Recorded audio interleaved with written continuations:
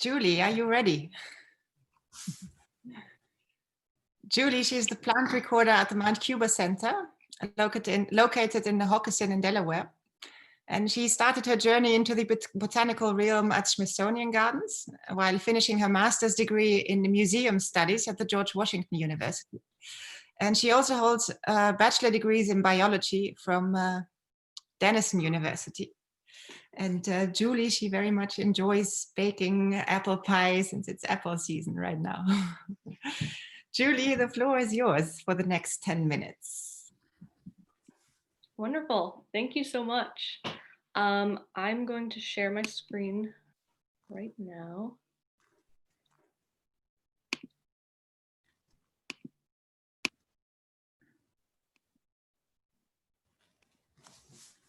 Yes, we can see it, Julie. Here we go. Yes, great. And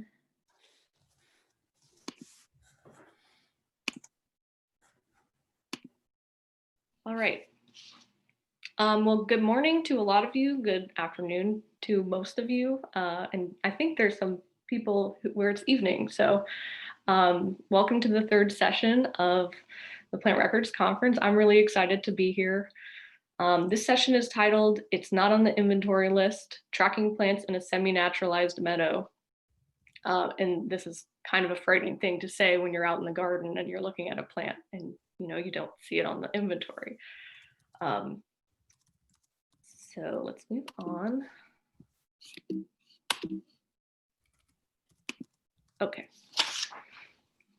So at Mount Cuba Center, just a little background, we maintain 12 hectares, which is about 30 acres of publicly accessible garden space, and then about 400 hectares, which is about 1,000 acres of natural lands.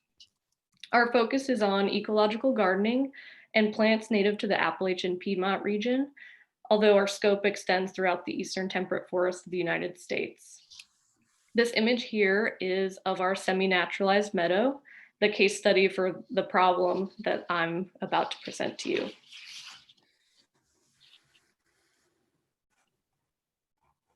All right. So as many of you can probably attest, there are a lot of different interests and desires intersecting in our public gardens. Plant records doesn't seem all that contentious, but how we record information affects how others' work might be made easier or more difficult. So please consider each of these perspectives listed as I go through the next few slides. So first, as plant recorder, I generally will value accuracy, data consistency, and data standards that are in place for each type of information that's entering the database. So this makes for consistent reporting and universal understanding over time. Our director of collections, who's responsible for conservation priorities and wild collecting, values the maintenance of provenance information and separation of wild collected accessions from other mass plantings. So on a more physical, tangible level, our horticulture staff wants to be able to find physical plantings easily while looking at a map or inventory list, and to be able to find labels. And our education department similarly values clear and complete plant lists and maps so they can match those to physical plantings in order to plan tours or classes. So for the meadow, it's mowed every year, so plant labels are maintained only on the periphery. Plants are also mapped generally on the periphery where distinct plant masses can be labeled. The central portion of the meadow is naturalized. And in the image on the right here, this is bed 260, and you can see that in the red circle. So naturalized plantings are consistently supplemented with new plant material. And to record this information, we use the item status removed indistinguishable in the IRIS-BG. So the removed indistinguishable status is a non-existing item status in IRIS-BG, and it's used when a new mass of plants, let's say this one on the left, 2017 0340A. It has a non-wild provenance, and we're adding it to an existing mass of non-wild provenance plants out in the meadow. So I'm hoping this diagram can kind of illustrate this concept, because when I explain it to people the first time without a picture, it's kind of complicated. So on the left, I mentioned we have the succession coming out of the greenhouse, and we're planting this in bed 260, where another accession of the same species already exists. This planting, let's say it needs to be supplemented because some plants in the original mass have died.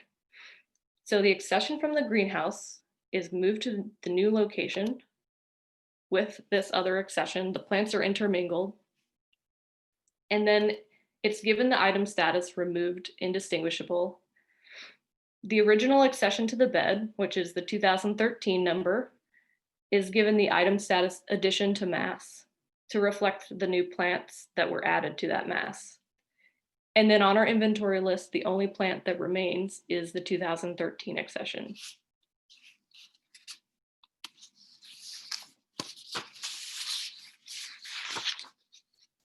Great. So here in the slide is showing how this is recorded in IRIS-BG for the plant mass that is being transferred from the greenhouse and added to the meadow. So the plant location up on the top left is updated to 260, and the item status is changed to removed indistinguishable. And that's the arrow kind of in the middle of the screen. In the comments section, we record which accession the new plant mass was transferred to.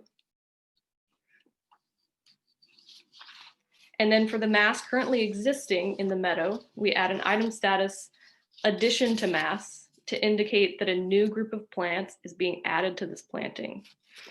In the comments, the accession number of the new plants being added to the meadow is listed.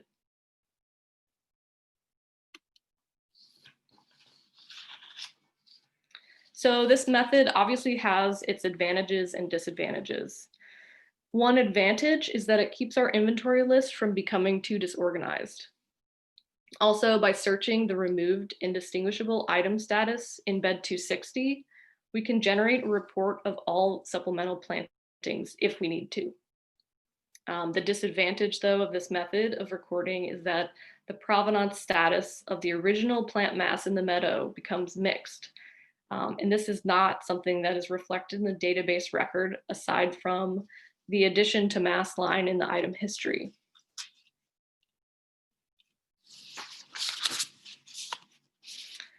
Another recording issue that we have in the meadow is that when this area was first created, many species that were planted and allowed to naturalize were deaccessioned from the database due to the difficulty of tracking the location of those individual plants.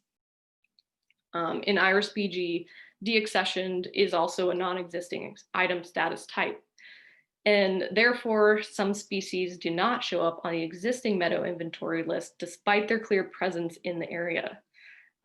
So if the meadow is the only place that these taxa exist in our entire garden space, then we have no record of that taxa in our existing garden inventory, and that's problematic.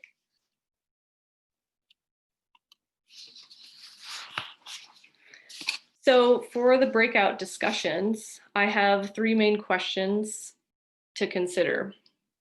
So first, how might you manage plant records in the meadow while keeping in mind the needs of each of the interest groups discussed at the start of the presentation?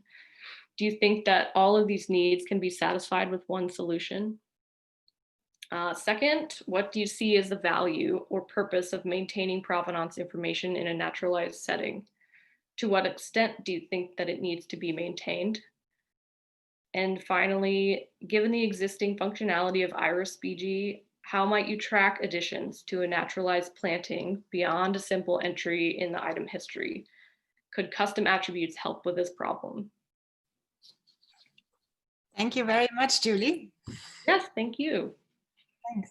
I see one question in the chat, which you maybe can answer directly from Mats. If all plants in the mass and in the greenhouse have a common origin in one wild population? So usually the plants that we're combining are from nurseries.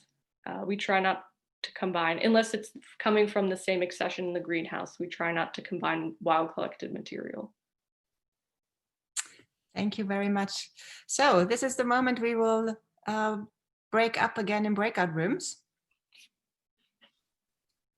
And I wonder where Havard is, who should put us all in breakout rooms. Havard, are you there?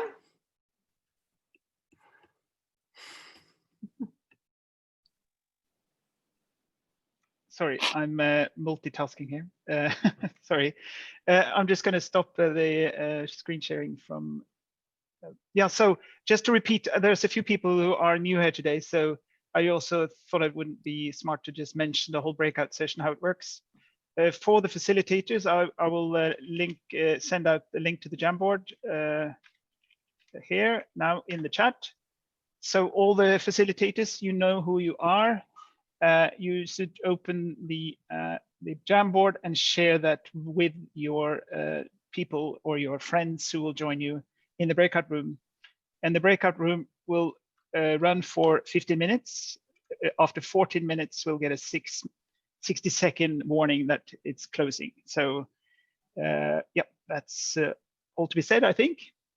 We're really ready to have a bit of a sharing of ideas and thoughts. Oh, I think everybody's back now. No, still 2 more, 67. I was still in mid-sentence, but that's okay. Well, good. So we're curious to hear from Greg. Hi, Greg. Hi, Peggy. How you doing? Good. So we're curious to hear from you how it went. And today the first one who has the privilege to share, that's room 10 with Mats. Well, we just didn't have the time to complete this, but we agree that this was much harder than yesterday. It's one of the trickiest things we have to deal with, I think, just like Reinhard said, because you want to do all these things at the same time. So I think we conclude on question 1 that it's very hard to satisfy all these needs at the same time. You have to prioritize, it should say. I misspelled that word. But then we could see on number 2 that in horticulture, when you have artificial selection and try to find provenances for city plantings, etc., you definitely can keep track of the origin, but then of course you select varieties, but then you also need the provenance, the original provenance, to sort of create a better progeny in the long run. For conservation purposes, I mean, I'm a little bit biased, as I said in the group. I work with conservation, and then this is just not really feasible if you want to plant out material in the wild again, for instance, and then you will dilute the populations too much. So you have to keep it clean. But for, I mean, just showing a meadow, and also it has a value in its own right where it's planted, I say, for pollinators and for public and for biodiversity. But we just thought it was really hard questions. Wow, but you've worked hard. Thank you, Mats. Pete, room 11. Would you like to add? I would second Mats. This is a very difficult question, and you know, I've been doing plant records 20 years. I've really had to rack your brains. There is no one good answer to this. I think Julia's probably got as good a answer as any. If you were, I think if you were concerned about the genetic integrity or conservation with this sort of the planting, the only way to do it is to make sure that you only plant that one stock in it and you don't add any more in it. Another way to deal with that may be to use seed bank and bank your seed, bank seed, so you could repropagate from that seed if you lose material and you maintain the same accession. But as soon as you start mixing in different accessions, you've lost control of your data in that respect. So you could call it anything. You could re-accession it as a new accession, or you can there's no one answer to it. So it's a very difficult, and yeah, not really sure whether there's no good one answer. Yeah, wow. Thank you, Pete. Peter. Peter from room 12. How did it go? Right, Kara. Okay, we also agreed that the first question is quite difficult and dependent on the purpose of the, it was difficult to come up with a solution for everybody. But for the second question, we thought it was especially important to keep track of wild collected material in a meadow. But then the question was how long it was useful for keeping that information if it's reseeders, for example, and if there's inbreeding in the population, the meadow, or perhaps if there's outbreeding from an external source, if the genetic material is still useful. And then garden origin things were obviously less important to keep track of as long as there's initial information where it came from. And the stuff doesn't get mixed later on. You don't mix wild accession with the existing garden accession stuff. And then we thought the solution was very good to add nursery material under the existing accession in the meadow. What we do in Amsterdam with the annual plants, we don't have any meadow, but we do have annuals of the same accession. And at first we would create a whole lot of accessions because they got planted on several places, but it's all exactly the same thing. But later on, what we did was to just each year change the status as dead or not present, and then every year resurrect the thing, especially if it was the reseeders, instead of creating new accessions each year or adding under, which is actually basically the same as adding under the existing accession. Yeah, that was us. Great, thank you, Peter. Is there anybody else who would like to add something? We have time for one more. Just unmute yourself. Can't see everyone, so just unmute yourself. Yes. It was really quite difficult, as everybody else said. If we're thinking about how the records could be useful historically, we were perhaps thinking that while mass is a good term, it perhaps doesn't give you an idea of the community within that meadow. So trying to be able to define an approximate size to that mass. Does that group of plants represent 1% cover, 10% cover? So that over time you could potentially track how a meadow community has changed a bit. And that could provide some useful data in the future. Thank you very much, Christopher. Wow, Judy, I think you really made it difficult for everyone. So it's the only one who is wondering about these questions. If you have one more second, maybe you can switch over to group 2. Alice and Brian and I were in there as well as Travis from, I think it's Mount Cuba, but we were discussing, because we do the very same thing with our woodland garden. And Jessica Wong, our plant records coordinator, is on the call too. Maybe she can chime in. But it's in a wooded area, so there's no mowing. The labels we use don't have accession information on them, so that they can be moved around to wherever the plant occurs that season. But they're only of garden origin. There's no wild origin material, so there's really no reason to keep distinct accessions. If we had accessions in the region, we have them elsewhere, but if they were in that region of wild or conservation value, I would advocate to keep those accession distinctly and mapped, so you know exactly where that population is, and that it can maintain its collection value for its conservation value. But just for display, I don't see the problem with mixing wildflowers from nurseries into one population area or into different areas. They're just mapped basically into the garden area and not individually, so you know that plant occurs in that garden area. Thank you, Greg.